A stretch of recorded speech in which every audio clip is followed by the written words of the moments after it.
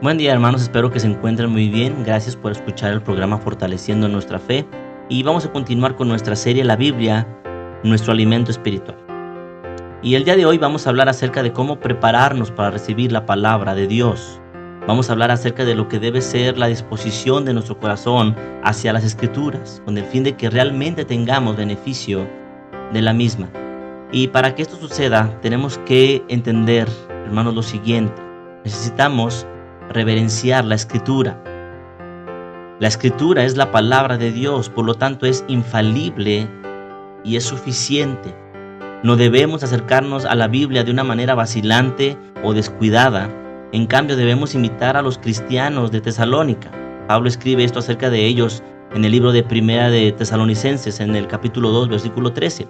Así que no dejamos de dar gracias a Dios, porque al oír ustedes la palabra de Dios que les predicamos, la aceptaron no como palabra humana, sino como lo que realmente es, palabra de Dios, la cual actúa en ustedes, los creyentes. Ahora, decir que queremos venir a las Escrituras llenos de reverencia no significa que tengamos que vestirnos de traje o tener nuestra mejor cara para el día. No, lo que significa es que debemos preparar nuestros corazones. No importa la hora del día o la circunstancia en que estamos. Cuando abrimos las Escrituras, podemos orar al Señor antes de empezar, agradeciendo a Dios por su palabra, pidiéndole que la use para hacerme más parecido a Cristo. En segundo lugar, lo que necesitamos para recibir la palabra es humildad y dependencia hacia Dios. Humildad y dependencia hacia Dios. Una verdadera y sincera humildad y dependencia hacia Dios.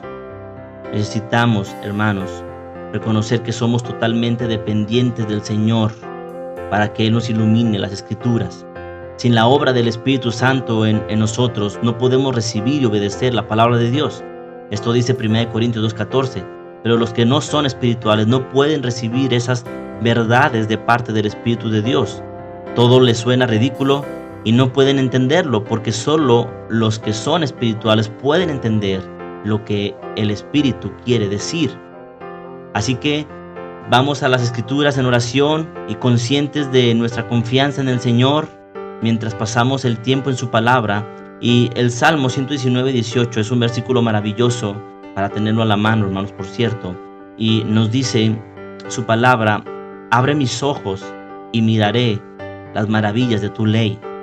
Hermanos, si hay un pasaje, si hay un texto que no entendemos, tenemos que ser humildes y tenemos que pedirle al Señor que nos ilumine para poder entender ese pasaje. No podemos, hermanos, tenemos que tener mucho cuidado en decir qué pasajes y qué no pasajes podemos leer. Eso es algo, hermanos, muy peligroso.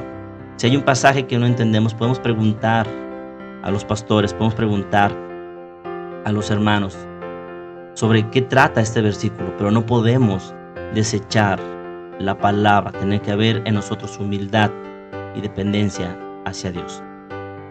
En tercer lugar, lo que nos ayuda para prepararnos y recibir la palabra de Dios es tener corazones receptivos.